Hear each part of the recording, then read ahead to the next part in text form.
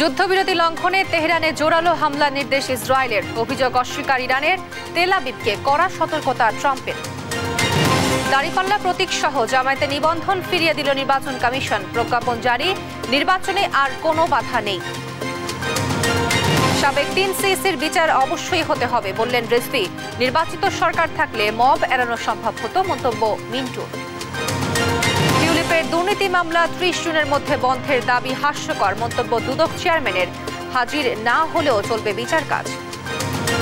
আশুলিয়ায় হত্যার পর 6 মরদেহ পোড়ানোর মামলায় 16 জনের সম্পৃক্ততা মিলেছে। আগামী সপ্তাহে ট্রাইব্যুনালে অভিযোগপত্র দাখিল।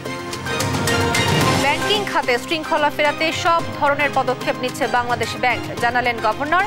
গুগল পে আনুষ্ঠানিক উদ্বোধন। এবং করোনা ডেঙ্গুর সঙ্গে সিজনাল ফ্লু যুক্ত হওয়ায় মৃত্যুহার বাড়ছে বলছেন বিশেষজ্ঞরা। নিয়ন্ত্রণে স্বাস্থ্যবিধি মেনে চলার তাগিদ।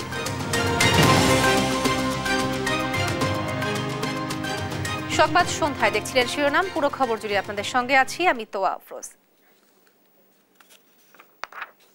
শুরুতেই ইরান ইসরায়েল যুদ্ধ প্রসঙ্গ।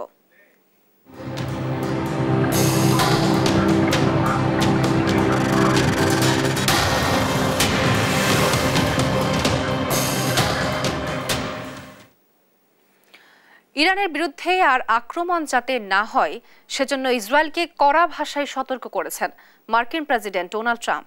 একই সঙ্গে সব পাইলটকে ইসরায়েলে নিয়ে আসার জন্য নির্দেশ দিয়েছেন তিনি। এর আগে যুদ্ধবিরতি ভঙ্গের অভিযোগ এনে ইরানে তীব্র প্রতিশোধমূলক হামলা চালানোর নির্দেশ দেন ইসরায়েলের প্রতিরক্ষা মন্ত্রী কাটস। তবে সে অভিযোগ প্রত্যাখ্যান করেছে ইরান। রায়হান কবির শুভ্র রিপোর্ট।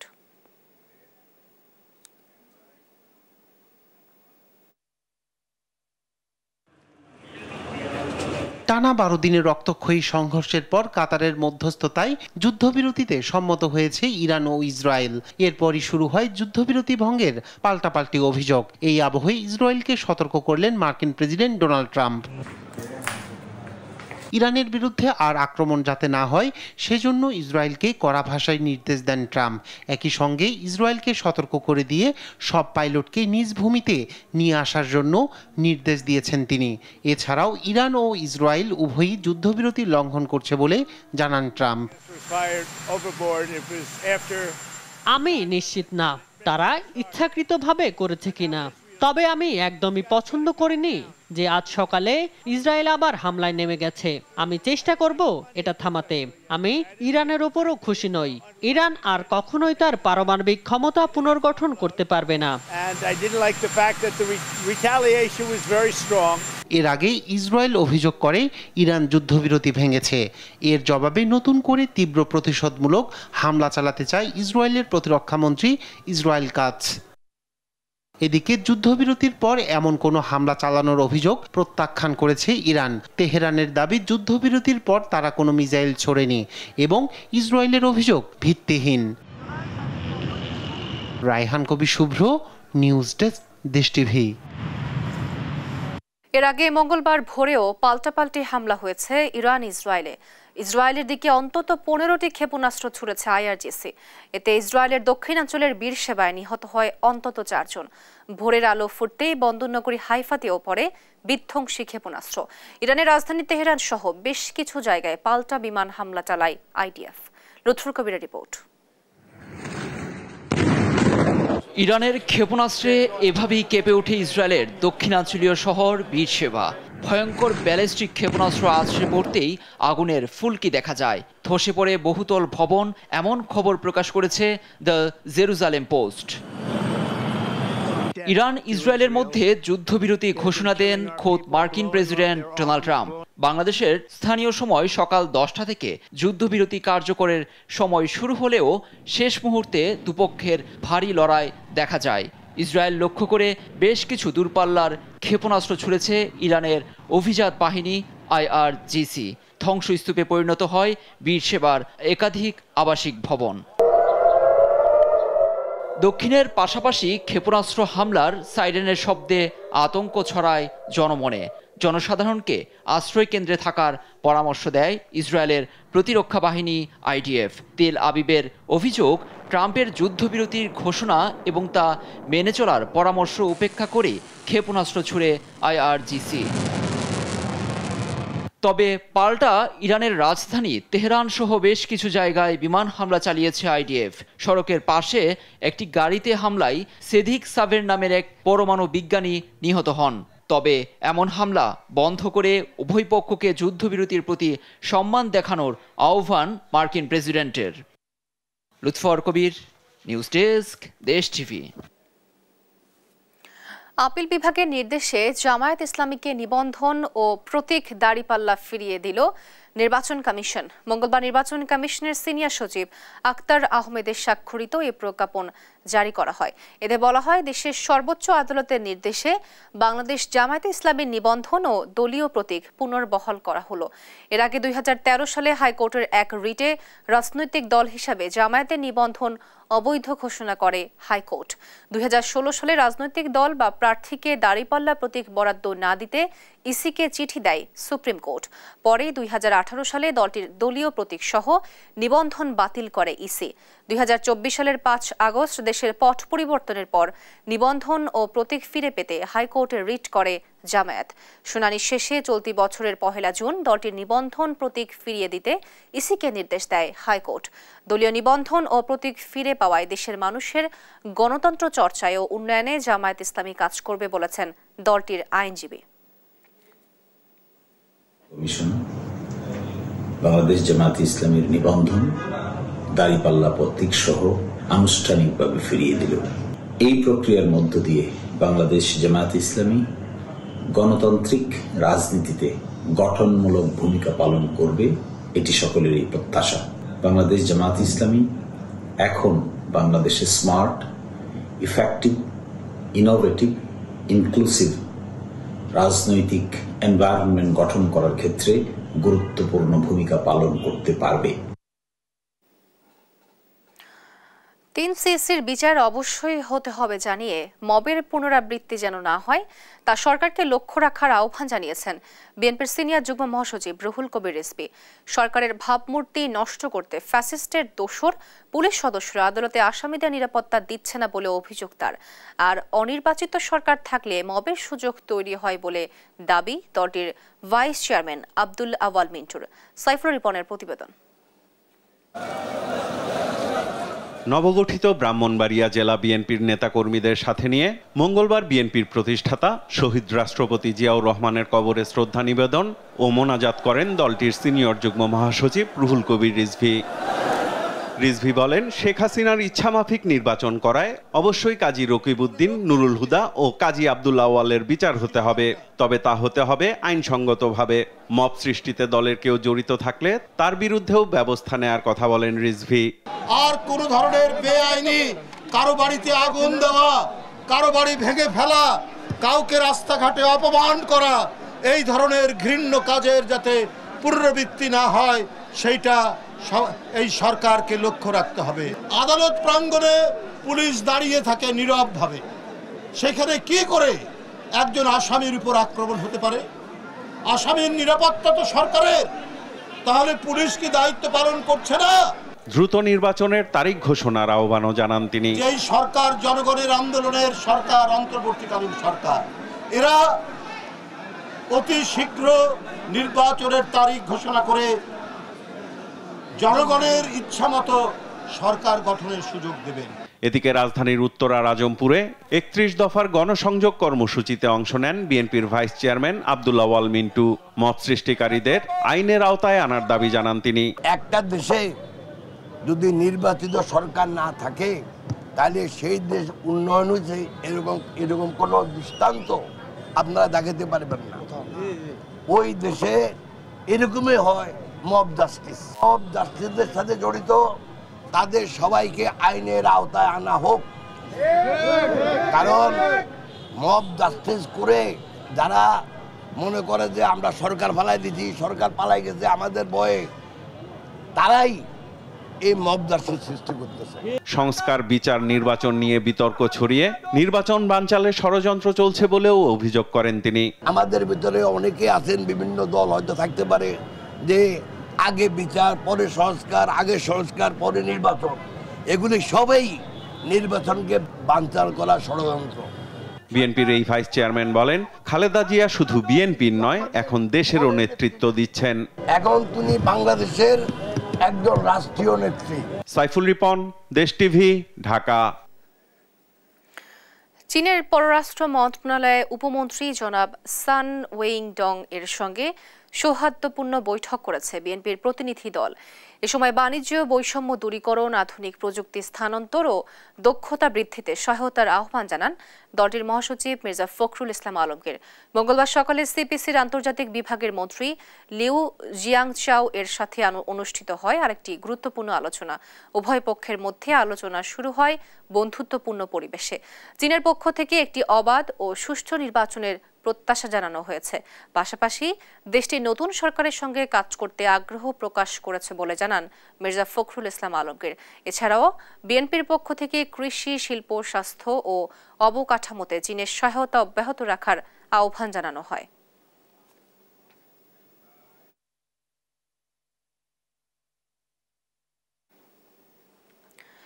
বিএনপির ভারপ্রাপ্ত চেয়ারম্যান তারেক রহমানের সহধর্মিণী ডক্টর জুবাইদা রহমানের জন্মদিন উপলক্ষে কেন্দ্রীয় সংসদের কর্মসূচির অংশ হিসেবে বৃক্ষরোপণ কর্মসূচি পালন করেছে সিদ্ধেশ্বরী কলেজ ছাত্রদল।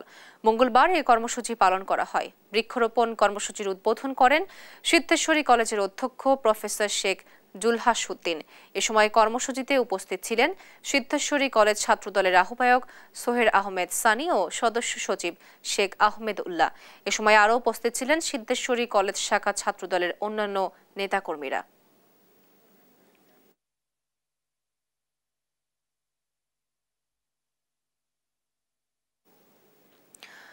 টিউলিপ সিদ্দিকের বিরুদ্ধে দুর্নীতির মামলার কারণে ব্রিটেনের রাজনীতি ভেঙে পড়বে এমন প্রশ্ন তুলে ব্রিটেনকেই খাটো করেছেন টিউলিপ, মন্তব্য করেছেন দুদক চেয়ারম্যান আব্দুল মোমেন। আইনজীবীর মাধ্যমে টিউলিপের পাঠানো চিঠিতে তার বিরুদ্ধে দুর্নীতির মামলা 30 জুনের মধ্যে বন্ধের দাবিকে হাস্যকর বলেছেন সংস্থাটির চেয়ারম্যান। তিনি বলেন, টিউলিপ উপস্থিত না হলে তার অনুপস্থিতিতেই বাংলাদেশের আদালতে চলবে বিচার কাজ। বিস্তারিত ফজল আলীর রিপোর্টে। ব্রিটিশ এমপি টিউলিপ সিদ্দিকির বিরুদ্ধে দুর্নীতির অভিযোগে যখন আইনি পদক্ষেপ নিচ্ছে দুদক, ঠিক তখনই আইনজীবীর মাধ্যমে পাল্টা চিঠি পাঠিয়েছে টিউলিপ। 30 জুনের মধ্যে তার বিরুদ্ধে চলমান তদন্ত বন্ধের দাবি জানানো হয়েছে টিউলিপের চিঠিতে। টিউলিপের দাবি, দুদক রাজনৈতিক উদ্দেশ্য প্রণোদিত হয়ে দুর্নীতির মিথ্যা অভিযোগ তুলে ব্রিটেনের রাজনীতিতে তাকে বিতর্কিত করার চেষ্টা করছে। এসব নিয়ে মঙ্গলবার সাংবাদিকদের মুখোমুখি দুদক চেয়ারম্যান আব্দুল মোনেম। একজন এমপির বিরুদ্ধে দুর্নীতির মামলা হলে ব্রিটেনের রাজনীতি ভেঙে পড়বে এমন দাবি হাস্যকর বলে মন্তব্য করেন তিনি। এমন কি কখনো হয় যে আপনি একটা চিঠি লিখলেন, চিঠি লিখে বললেন আপনি যদি 7 দিনের মধ্যে জবাব না দেন তাহলে বুঝে নেব আমার মামলা শেষ? এভাবে চিন্তা করুন। আসুন, আমাদের দেশের একজন খুন করে পালিয়ে গেল, পালিয়ে গিয়ে তারপর একটা চিঠি দিল আদালতকে, যদি 7 দিনের মধ্যে বা 10 দিনের মধ্যে আমার জবাব না দেন তাহলে আমি ধরে নেব যে আমি মামলা থেকে অব্যাহতি পেয়েছি। এটা কি হতে পারে কখনো? এটা অবশ্যই হাস্যকর। সংস্থাটির চেয়ারম্যান আরও বলেন, বাংলাদেশি নাগরিক হিসেবে টিউলিপের বিরুদ্ধে আইনি পদক্ষেপ নেওয়া হয়েছে। দেশের আদালতে এসেই তাকে আইনি মোকাবেলা করতে হবে। বাংলাদেশের মামলা আমরা করেছি এবং আমরা বিশ্বাস করি, যেহেতু আমরা টিউলিপ সিদ্দিক নিশ্চয়ই আইনের প্রতি খুব শ্রদ্ধাশীল হয়ে তিনি বাংলাদেশের যে চলমান আইন, আমাদের দেশের যে আইন, সেই আইন মোতাবেক তিনি সেটার মোকাবেলা করবেন। টিউলিপ সহ দুদকের মামলায় বিদেশে পলাতক আসামিদের ফেরত আনতে ইন্টারপোল সহ সব সংস্থার সহযোগিতা চাইবে বলেও জানান আব্দুল মোনেম। আমরা অলরেডি কারো ক্ষেত্রে আমরা গিয়েছিও। ফজলে আদিত্য, দেশ টিভি, ঢাকা। জুলাই গণ অভ্যুত্থানে আশুলিয়ায় 6 জনের লাশ পোড়ানোর মামলায় আনুষ্ঠানিক চার্জ গঠন 2রা জুলাই। সেই সঙ্গে শেখ হাসিনা, সাবেক স্বরাষ্ট্রমন্ত্রী আসাদুজ্জামান খান কামাল ও সাবেক আইজিপি চৌধুরী আবদুল্লাহ আল মামুনের মামলার চার্জ গঠন 1 জুলাই। এই মামলার পলাতক 2 আসামির পক্ষে আইনজীবী নিয়োগের সিদ্ধান্ত নিয়েছেন ট্রাইব্যুনাল। সাবিনা মজুমদারের রিপোর্ট। জুলাই আগস্টের হত্যাযজ্ঞের নৃশংসতার সব মাত্রা ছাড়িয়ে যায় আশুলিয়ার 6 লাশ পোড়ানোর ঘটনায়, যেখানে গুলিবিদ্ধ হয়ে পড়ে থাকা 6 জন শিক্ষার্থীকে পুলিশ সদস্যরা ভ্যানে তুলে পুড়িয়ে দেয়। জানা যায় সেখানে একজন জীবিতও ছিল। এই লাশ পুড়িয়ে ফেলার মামলায় গ্রেফতার পুলিশ কর্মকর্তা আব্দুল্লাহিল কাফি, শাহিদুল ইসলাম সহ 7 জনকে মঙ্গলবার হাজির করা হয় ট্রাইব্যুনালে। শুনানিতে প্রসিকিউশন ট্রাইব্যুনালকে জানান, গত 19 জুন এই মামলার তদন্ত রিপোর্ট হাতে পেয়েছেন তারা। প্রতিবেদন অনুযায়ী 16 জনের সম্পৃক্ততাও মিলেছে। পরে আনুষ্ঠানিক অভিযোগ দাখিলের জন্য 2 জুলাই পরবর্তী দিন ধার্য করেছেন বিশেষ ট্রাইব্যুনাল। আমরা 1 সপ্তাহ সময় চেয়েছি ফরমাল চার্জ দাখিলের জন্য। এখানে 16 জনকে অ্যাকিউজ করা হয়েছে। আমরা স্ক্রুটিনি করে দেখছি, আমরা আশা করছি 2 জুলাই এটা দিন ধার্য হয়েছে, এর মধ্যেই ফরমাল চার্জ দাখিল করতে পারবো। এদিকে জুলাই আগস্টের হত্যাযজ্ঞের মামলায় শেখ হাসিনা ও আসাদুজ্জামান খান কামালের পক্ষে আইনজীবী নিয়োগের সিদ্ধান্ত নিয়েছেন আন্তর্জাতিক অপরাধ ট্রাইব্যুনাল। অভিযোগ গঠনের শুনানির দিন ধার্য করেন 1 জুলাই। এ বিষয়ে চিফ প্রসিকিউটরের বিশেষ পরামর্শক টবি ক্যাটম্যান বলেন, দক্ষতা ও অভিজ্ঞতার ভিত্তিতে স্টেট কাউন্সিল নিয়োগ দেওয়ার বিধান রয়েছে, যা একান্তই ট্রাইব্যুনালের এখতিয়ার। If any accused person is not satisfied with whoever is selected as their state-appointed counsel, then it is for that person to raise that with the judges. It's not a matter for the prosecution. The prosecution should have no role in the appointment of state counsel for any accused. It is a matter for the judges alone. এছাড়া গুমের মামলায় শেখ হাসিনা সাবেক সেনা কর্মকর্তা জিয়াউল আহসান সহ 7 জনের বিরুদ্ধে 24 August তদন্ত প্রতিবেদন দাখিলের দিন ধার্য করেছেন ট্রাইব্যুনাল। সাবরিনা মজুমদার, দেশ টিভি, ঢাকা। 3 দফা দাবিতে ফের আন্দোলনে চাকরিচ্যুত বিডিআর সদস্যরা। মঙ্গলবার সকাল থেকে রাজধানীর শাহবাগে শান্তিপূর্ণ অবস্থান নিয়ে আন্দোলন করছে তারা। বিডিআর ষড়যন্ত্রে নিরাপরাধ চাকরিচ্যুত বাহিনীর সদস্যদের চাকরিতে পুনর্বহাল, কারাবন্দী বিডিআর সদস্যদের মুক্তিদান এবং স্বাধীন তদন্তে কমিশনের 2 এর ও ধারা বাতিলের দাবিতে রাজপথে আছেন বলে জানান আন্দোলনকারীরা। এর আগে 23 জুন চাকরিচ্যুত বিডিআর সদস্যদের চাকরিতে পুনর্বহাল, বাহিনীর নাম পরিবর্তন সহ 3 দফা দাবিতে শাহবাগে অবস্থান কর্মসূচি পালন করে বিডিআর কল্যাণ ঐক্য পরিষদ। ওই সময় শাহবাগ ঘিরে তীব্র যানজটের সৃষ্টি হয়। পরে আলটিমেটাম দিয়ে কর্মসূচি প্রত্যাহার করেন চাকরিচ্যুত বিডিআর সদস্যরা। আজ স্বরাষ্ট্র উপদেষ্টা জাহাঙ্গীর আলম চৌধুরীর সঙ্গে সাক্ষাতের কথা রয়েছে তাদের।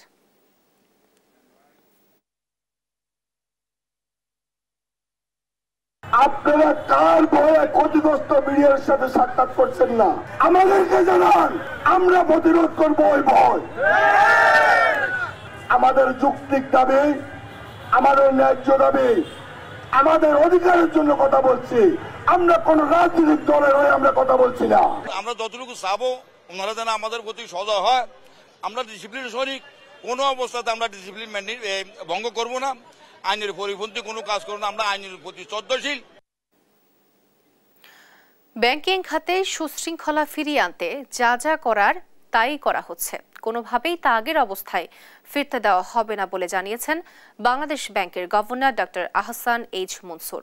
মঙ্গলবার গুগল পে এর আনুষ্ঠানিক উদ্বোধনী অনুষ্ঠানে এসব কথা বলেন তিনি। বলেন, মূল্যস্ফীতি 5% নামিয়ে আনতে সর্বোচ্চ চেষ্টা চলছে। টাকার আর অবমূল্যায়ন হতে না দেওয়ার কথাও জানান গভর্নর। সাদাত নিশাদের প্রতিবেদন জানাচ্ছেন মোহাম্মদ সাকিব। দেশে আনুষ্ঠানিকভাবে চালু হলো গুগলের ডিজিটাল সেবা গুগল ওয়ালেট, যা সাধারণভাবে গুগল পে নামে পরিচিত। গুগলে মাস্টার কার্ড ও ভিসার সহযোগিতায় সিটি ব্যাংক এই ডিজিটাল লেনদেন সেবা চালু করলো। ফলে এখন থেকে সিটি ব্যাংকের গ্রাহকেরা তাদের মাস্টার কার্ড বা ভিসা কার্ডটি গুগল ওয়ালেটে সংযুক্ত করে গুগল পে ব্যবহার করে দ্রুত নিরাপদ পেমেন্ট সম্পন্ন করতে পারবেন। রাজধানীর এক হোটেলে গুগল পে এর আনুষ্ঠানিক উদ্বোধন করেন বাংলাদেশ ব্যাংকের governor doctor Ahsan H Mansur. বলেন, ইতোমধ্যে 20টি ব্যাংকে ঝুঁকিভিত্তিক নিরীক্ষা কার্যক্রম শেষ হয়েছে। আর জুলাই শেষে আরো 7টি ব্যাংকের নিরীক্ষা শেষ করা হবে। সুপারভিশন চালু করতে যাচ্ছি সামনে জানুয়ারি থেকে। এই জুলাই থেকেই 7টা ব্যাংকে আমরা ট্রায়াল রান শেষ করে ফেলবো। জুলাই ডিসেম্বরের মধ্যে 20টা ব্যাংক অলরেডি শেষ হয়েছে। এটাকে করতে হবে, which is forward looking। তো আমরা চেষ্টা করছি ব্যাংকিং খাতে সুশৃঙ্খলা ফিরিয়ে আনতে, যাতে আগের মতো অবস্থায় আর কোনোদিন যেন আমাদের ব্যাংকিং খাত ফেরত না যায়। মূল্যস্ফীতি 5% নামিয়ে আনার ঘোষণা দেন গভর্নর। বলেন, টাকাকে কোনোভাবেই অবমূল্যায়িত হতে দেবেন না তিনি। আমাদের টাকা কখনোই যেন অবমূল্যায়িত, মানে কোনো প্রকৃত কারণ ছাড়া অবমূল্যায়িত না। স্পেকুলেটিভ প্রেসার, আমি যেটা আগেও বলেছি এখনো বলি, যে দুবাইয়ের থেকে আমাদের টাকার মান নির্ণয় হবে না, আমাদের টাকার মান নির্ণয় হবে বাংলাদেশের ব্যাংকিং খাতের ইন্টারব্যাংক মার্কেট, আমাদের বাজার, নট আউটসাইড মার্কেট। এই সময় অনুষ্ঠানে উপস্থিত মার্কিন দূতাবাসের ভারপ্রাপ্ত রাষ্ট্রদূত দুর্নীতিমুক্ত সমাজ গড়তে বাংলাদেশকে সহযোগিতা করার আশ্বাস দেন। মোহাম্মদ সাকিব, দেশ টিভি, ঢাকা। সর্দি কাশির জন্য দায়ী ভাইরাস ও কোভিড-19কে ফ্লুরনা নামে সম্বোধন করেছেন বাংলাদেশ মেডিকেল বিশ্ববিদ্যালয়ের বিশেষজ্ঞরা। জানান, সাধারণ ভাইরাসের মতোই সারা বছর করোনার সঙ্গে বসবাসের প্রস্তুতি রাখতে হবে। বয়স্ক ও অসংক্রমণ রোগে আক্রান্তদের টিকার বুস্টার ডোজের মাধ্যমে জটিলতা অনেকাংশে কমানো সম্ভব। ডেঙ্গু আক্রান্তদের চিকিৎসায় কোনো রকম ব্যথানাশক দেওয়া যাবে না বলেও জানান তারা। হাসান আল মাহমুদের রিপোর্ট। ডেঙ্গুর সঙ্গে করোনার সংক্রমণ বৃদ্ধির প্রেক্ষিতে দুই ভাইরাসের চিকিৎসা গাইডলাইন ও রোগী ব্যবস্থাপনা নিয়ে মঙ্গলবার বিশেষ সেমিনার আয়োজন করে বাংলাদেশ মেডিকেল বিশ্ববিদ্যালয়। এতে অংশ নেন বিশ্ববিদ্যালয়ের বিভিন্ন বিভাগের শিক্ষক ও শিক্ষার্থীরা। ডেঙ্গু, করোনা ও সাধারণ ভাইরাস জনিত জ্বরের রোগী ব্যবস্থাপনা নিয়ে প্রবন্ধ উপস্থাপন করেন মেডিসিন বিভাগের 3 সহযোগী অধ্যাপক। সাধারণ জ্বর, সর্দি কাশির মতো করোনার সঙ্গে বসবাস করতে হবে বলে মত দেন বিশেষজ্ঞরা। ডেঙ্গু আক্রান্তরা ব্যথানাশক সেবন করলে জটিলতা বাড়তে পারে বলেও জানান তারা। অ্যাভয়েড করা, ব্যথার ওষুধ খাওয়াটা প্রথমেই ঠিক হবে না ডেঙ্গু কনফার্ম হওয়ার আগে, কারণ অন্য জ্বরে ব্যথা হলে ব্যথার ওষুধ খেলে হয়তো প্রবলেম হবে না, কিন্তু ডেঙ্গি জ্বরে ব্যথার ওষুধ প্রবলেম ক্রিয়েট করতে পারে। এবং এটা প্রতি বছরই আসবে এবং সিজন ভেদেই আসবে। সুতরাং আমাদের যারা উচ্চ ঝুঁকি সম্পন্ন রোগীর মানুষ আছেন যারা, তাদেরকেই বেশি সচেতন হতে হবে। একাধিক ফ্লু সক্রিয় হওয়ায় জটিলতা হচ্ছে চিকিৎসকদেরও। এই অবস্থায় ব্যক্তিগত সুরক্ষা ও টিকার তাগিদ দেন তারা। জ্বরের রোগী মাস্ক মানে আমাদের ওই সেই আগের সেই যুগে আমাদের মাস্ক ম্যান্ডেটরি, আমাদের পার্সোনাল হাইজিন ম্যান্ডেটরি, সেটার দিকে আমরা যদি এই যে ডেঙ্গি অথবা কোভিড অথবা চিকুনগুনিয়া এই ধরনের ভাইরাল যে প্যান্ডেমিক, এপিডেমিক যে কন্ডিশনগুলো থাকে, এগুলো প্রাণঘাতী এবং নীরবে অনেকের জীবন ঝরে যায়। এ নিয়ে বেশি বেশি আলোচনা হওয়া উচিত। যদি আমাদের কোভিড থেকে বাঁচতে হয় তাহলে আমাদের স্বাস্থ্যকে সঠিক রাখতে হবে। তবে স্বাস্থ্য অধিদপ্তরের গাইডলাইনের বাইরে না যেতে চিকিৎসকদের প্রতি আহ্বান জানান উপাচার্য। ন্যাশনাল গাইডলাইনও তৈরি করছেন, WHO গাইডলাইনও তৈরি করছেন, তার মানে আমরা সব জায়গায় আছি আল্লাহর রহমতে। আমরা বলবো যে এভাবেই চিকিৎসা বিজ্ঞানকে এদেশে আমরা এগিয়ে নিতে হবে। হাঁপানি, ব্রঙ্কাইটিস, উচ্চ রক্তচাপ, ডায়াবেটিস রোগীদের বাড়তি সতর্কতার পরামর্শ দেন বিশেষজ্ঞরা। Diabetes oral drug. Hasan Al Mahmud, Desh TV, Dhaka. 16টি খাতে 30টি কলকারখানাকে গ্রিন ফ্যাক্টরি অ্যাওয়ার্ড দিয়েছে শ্রম ও কর্মসংস্থান মন্ত্রণালয়। এ সময় কারখানা মালিকদের যথাসময়ে শ্রমিকদের ন্যায্য প্রাপ্য বুঝিয়ে দেওয়ার আহ্বান জানিয়েছেন শ্রম উপদেষ্টা এম সাখাওয়াত হোসেন। টেকসই ও বাসযোগ্য পৃথিবী বিনির্মাণে গ্রিন ফ্যাক্টরির অবদান তুলে ধরেন শিল্প উপদেষ্টা আদিলুর রহমান খান। NI নাহিদের প্রতিবেদন, জানাচ্ছেন আলী আক্কাস আকাশ। মঙ্গলবার সকালে রাজধানীর উসমানী স্মৃতি মিলনায়তনে শ্রম ও কর্মসংস্থান মন্ত্রণালয়ের উদ্যোগে অনুষ্ঠিত হয় গ্রিন ফ্যাক্টরি অ্যাওয়ার্ড 2025 অনুষ্ঠান। অনুষ্ঠানে শ্রম ও কর্মসংস্থান মন্ত্রণালয় এবছর 16টি খাতে 30টি কলকারখানাকে গ্রিন ফ্যাক্টরি অ্যাওয়ার্ড প্রদান করে। এ সময় বিশেষ অতিথির বক্তব্যে শিল্প উপদেষ্টা আদিলুর রহমান খান বলেন, উৎপাদন এবং পরিবেশের ভারসাম্য বজায় রাখতে এমন প্রতিযোগিতামূলক পরিবেশ আরো বেশি পরিবেশ বান্ধব কলকারখানাকে উৎসাহিত করবে। প্রতিটি প্রতিষ্ঠানে এমন একটি সংস্কৃতি গড়ে তোলা যেখানে উৎপাদনের প্রতিটি ধাপে থাকবে স্বচ্ছতা, নিরাপত্তা এবং পরিবেশ সচেতনতা। মালিক এবং শ্রমিকদের মধ্যে সৌহার্দ্যপূর্ণ সম্পর্ক থাকলে প্রতিষ্ঠান এগিয়ে যায় উল্লেখ করে শ্রম উপদেষ্টা এম সাখাওয়াত হোসেন বলেন, যথাসময়ে শ্রমিকদের ন্যায্য প্রাপ্য দিতে হবে মালিকদের। ওয়ার্কার নিশ্চয়ই লুক আফটার করেন, তারা যাতে তাদের কোনো ধরনের যেটা আপনার তার পাওনা, যেটা তার প্রাপ্য, তাকে সেটা দেবেন। আমাদের বাংলাদেশ লেবার অ্যাক্ট যতটুকু সম্ভব পরিবর্তন করে আমরা একটা ইন্টারন্যাশনাল স্ট্যান্ডার্ডে আসার জন্য, সেই জন্য আমি আপনাদের সবাই সহযোগিতা চাই। কর্মক্ষেত্রে শ্রমিক কর্মচারীদের হয়রানি বন্ধে কার্যকর পদক্ষেপ নেয়ার কথা জানান শ্রম মন্ত্রণালয়ের সচিব AHM শফিকুজ্জামান। আলী আক্কাস আকাশ, দেশ টিভি, ঢাকা।